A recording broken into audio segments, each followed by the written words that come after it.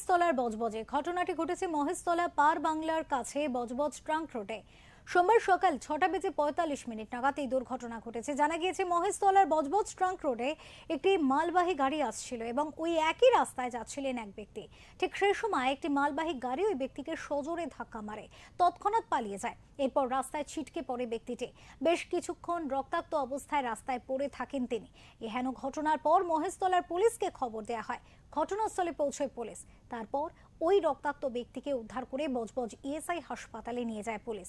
তবে হাসপাতালে নিয়ে যাওয়া হলে কর্তব্যরত চিকিৎসকেরা ওই ব্যক্তিকে পরীক্ষা করে মৃত বলে ঘোষণা করেন। সূত্র মারফত জানা গিয়েছে মৃত ব্যক্তির নাম ঝন্টু নস্কর, বাড়ি মহেশতলা পুরাতন ডাকঘর এলাকায়। যদিও ইতিমধ্যেই ঘটনার সার্বিক তদন্তে নেমেছে পুলিশ। গোটা এলাকার সিসিটিভি ফুটেজও খতিয়ে দেখা হচ্ছে। ঘাতক গাড়িটিকে খুঁজে বের করার চেষ্টা করছে মহেশতলা থানার পুলিশ।